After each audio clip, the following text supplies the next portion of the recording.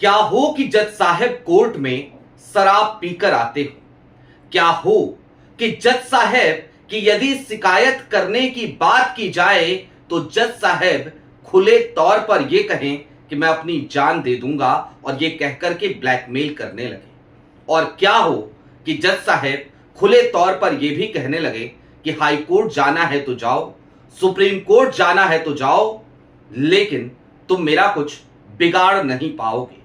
और ये कहते हुए वो आरोप भी वकील पर ही मढ़ने लगे, उसी वकील पर जो पैरवी करते करते उस मामले को फाइनल आर्गुमेंट तक ले आया हो, लेकिन उसके बावजूद जज साहब शायद उसी किंवदंती पर अभी तक भरोसा रखते हैं या फिर कि उस फिल्मी संवाद पर तारीख पे तारीख, तारीख पे तारीख, तारीख पे तारीख। एक तरफ जहां सीजीआई सूर्यकांत ने युवाओं को पहले कॉकरोच कहा, उसके बाद सफाई मांगी, तो दूसरी तरफ एक निचली अदालत की वीडियो ने हंगामा मचा रखा है।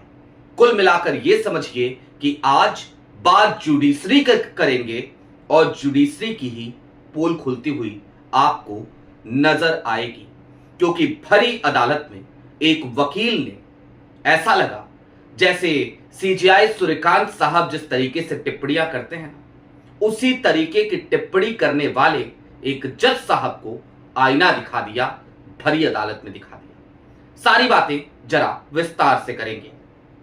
नमस्कार, मैं स्वप्न और आप मुद्दा देख रहे हैं। दोस्तों, आगे बढ़ें उससे पहले वही छोटी सी अपील। मुद्दा इन दिनों एक गंभीर आर्थिक संकट से जूझ रहा है। एक तरफ जहां हमारे मेन बैंक अकाउंट्स बीते लंबे समय से फ्रीज चल रहे हैं, तो दूसरी तरफ हमारे 2.5 साल पुराने चैनल को हमसे लंबे समय तक छीन कर रखा गया था। ऐसे में डे टू डे ऑपरेशंस में मुद्दा को काफी मुश्किलों का सामना करना पड़ता है। लिहाजा आपसे गुजारिश है, यदि आप चाहें तो स्क्रीन पर दिख रहे क्यूआर कोड या फिर के नीचे दिख रहे यूपीआई नंबर्स के जरिए मुद्दा की छोटी छोटी मदद जरूर कीजिएगा, ताकि हमारी बेबाकी यूं ही बरकरार रहे। अब आगे बढ़ते हैं। एक वीडियो बड़ी तेजी से वायरल हो रहा है आजकल, और यह वीडियो है दिल्ली के रोहिणी कोर्ट का। दिल्ली की रोहिणी कोर्ट में कोर्ट नंबर 212 में एक जज साहब बैठा करते हैं। उनका नाम है राकेश कुमार। राकेश कुमार जी के सामने ही यह मैटर था और सामने खड़े थे वो वकील जिनका नाम है राजीव तेहलान। राजीव तेहलान दरअसल रोहिणी कोर्ट के बार एसोसिएशन के प्रेसिडेंट भी हैं। आज की तारीख में मेरी राजीव तेहलान जी से एक लंबी चौड़ी बातचीत हुई और मैंने समझने की कोशिश करी कि आखिरकार ये मैटर था क्या। पूरी बात आपको बताऊंगा, लेकिन उससे पहले मैं चाहता हूं कि आप जरा वो वायरल वीडियो का एक छोटा सा हिस्सा देख लीजिए, ताकि आपको समझ में आए कि जज साहब किस तरीके से वकीलों के ऊपर अपनी धौंस जमा रहे थे, और दूसरी तरफ यह भी समझ में आए कि जो लोग इस तरीके से काम करते हैं वो कैसे ईमानदारी का स्वांग भी रचा करते हैं। कि कंप्लेंट फाइल करके आप वो करवा लोगे मेरा, हैं? क्या बात है? क्या बात है? आपसे मैं ऊंचा आवाज बोलने जानता हूँ, सुन लेना। नहीं, ये तरीका नहीं है आपका। आपकी तरीका नहीं है, सुन लेना। ये इतने दिन से नहीं कर फाइल कर रहा, सुन लेना। मैं करूँगा नहीं, फाइल कर रहा। नहीं करूँगा तो नहीं करूँगा, और कंप्लेंट है तो करवा लेना, ठीक? सुन लेना। ठीक है सर। मैं भी पढ़ना चाहूँगा। कोई बात नहीं सर, ऐसे बात नहीं करती को। अगर ये ना हो, कोई बात नहीं, उसके बाद कोई पेश नहीं होगा। अगर यही बात है तो मैं भी बात का प्रधान हूँ, कोई बात नहीं। प्रधान हो तो मैं क्या कर लोगे आप? नहीं, आप क्या कर लोगे? ठीक है, आप क्या कर लोगे? मैं कुछ नहीं कहूँगा। क्यों नहीं कर लोगे आप? ठीक है, शराब पीने तक बोल के बैठते हो। आप धमका रहे हो। आप धमका नहीं रहा मैं, ठीक है? मैं बता रहा हूँ, सुन, मैं बता रहा हूँ। मैं गरीब आदमी को धमकाते हो? तू सुन, बकवास कर रहा है। गरीब आदमी को धमकाओगे? गरीब आदमी नहीं है, क्या करोगे? आप कुछ करते नहीं, आपके बहुत बड़ा कुछ करते नहीं। सुन लो, आपके ऊंचे ओहदे पे बैठे होंगे लोग, धमकाना मेरे ऐसा है, प्रधान हूँ, काम कुछ करते नहीं हो, सारा उनके काम करते हो, ठीक है? क्या सारी कंप्लेंट आपकी? बताओ, बताओ, सारी कंप्लेंट आपकी बताओ। बताओ, आपके बाप दादा बैठे होंगे। देखा आपने, जज साहब सीधे तौर पर वकील साहब को यह कहते हुए नजर आ रहे थे कि भाई आपको हाई कोर्ट जाना है चले जाओ, सुप्रीम कोर्ट जाना है चले जाओ, वहां तुम्हारे बाप दादा बैठे होंगे। इतने पे ही रुक जाते राकेश कुमार जी तो क्या बात थी। राकेश कुमार जी ने कल बहुत सारी बातें कही, यहां तक कि बार एसोसिएशन के प्रेसिडेंट राजीव तहलान को भरी अदालत में गाली भी दी। आज जब राजीव तहलान जी से मेरी बातचीत हो रही थी तो एक बात उन्होंने बहुत ही मार्के की कही। उन्होंने कहा कि हमें तो लगता था कि जज का काम है सुनना और सुन करके फैसला सुनाना, लेकिन आज की तारीख में जुडिशरी में जज बोलने में ज्यादा भरोसा करने लगे हैं। देखिए हाल क्या हो चला है जुडिशरी का। कभी दीपांकर दत्ता साहब टिप्पणी करते हैं तो कभी सीजीआई सूर्यकांत साहब। सीजीआई सूर्यकांत साहब की टिप्पणी को कैसे भूला जा सकता है, जब उन्होंने पहले तो युवाओं को कॉकरोच कहा और उसके बाद जब अपने बयान पर उन्होंने सफाई दी तो वो सफाई भी आधी अधूरी निकली। वो सफाई भी ठीक वैसे ही थी जैसे कोई राजनेता अपने किसी बयान को लेकर सफाई दे रहा। क्या कहा सूर्यकांत साहब ने? सूर्यकांत साहब ने कहा कि मीडिया का एक वर्ग मेरे बयान को मिसकोट कर रहा है। क्या मिसकोट किया था? हमने तो एज इट इज आपके बयान को पढ़ा था, जो बयान आपने दिया था अक्षरशः पढ़ा था, और आपका बयान अक्षरशः ये कह रहा था कि इस देश के बेरोजगार युवा कॉकरोच की तरह हैं। उनमें से कुछ मीडिया में चले जाते हैं, कुछ एक्टिविस्ट बन जाते हैं, कुछ सोशल एक्टिविस्ट बन जाते हैं। जाहिर सी बात है ये बात बुरी लगनी थी इस देश के युवाओं को, इस देश के जनजी को वो लगी, और उसके बाद आपकी उस टिप्पणी पर इस देश में एक उबाल मचा, एक बवाल मचा। आपका लोगों ने विरोध किया या फिर कि आपकी आलोचना करी। हालांकि आप इतनी बड़ी कुर्सी पर बैठे हैं सीजीआई सूर्यकांत जी। अब दोस्तों ये जो राजीव तहलान साहब और रोहिणी कोर्ट वाला मैटर है, इसमें जरा जान लीजिए, क्योंकि आपको ये समझना जरूरी है कि जुडिशरी कैसे काम कर रही है। 8-10 साल पुराना ये मैटर है जो च्युइंगम की तरह खींचा जा रहा है, रिकवरी का मैटर है। और राजीव तहलान जी अपनी फाइनल आर्गुमेंट की तरफ आ चले थे, यानी कि उस केस में पहले की सारी बहसें, सारे एविडेंस, वो सब कुछ सबमिट किया जा चुका था। किसी भी चीज की कोई गुंजाइश नहीं बची थी।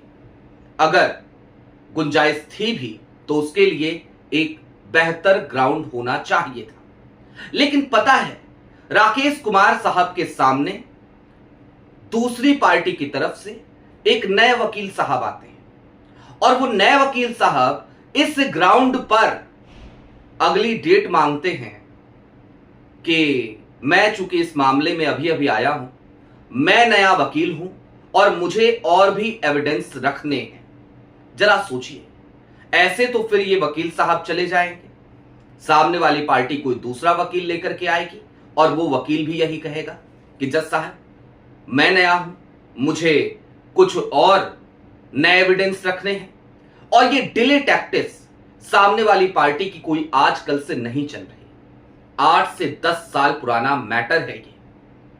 जाहिर सी बात है आप समझ गए होंगे मैंने क्यों कहा था कि फिल्मी संवाद को चरितार्थ कर रहे थे, तारीख पे तारीख, तारीख पे तारीख, तारीख पे तारीख। जुडिशरी में ये जो तारीख पे तारीख है ना, इसके पीछे बहुत सारी वजहें होती हैं।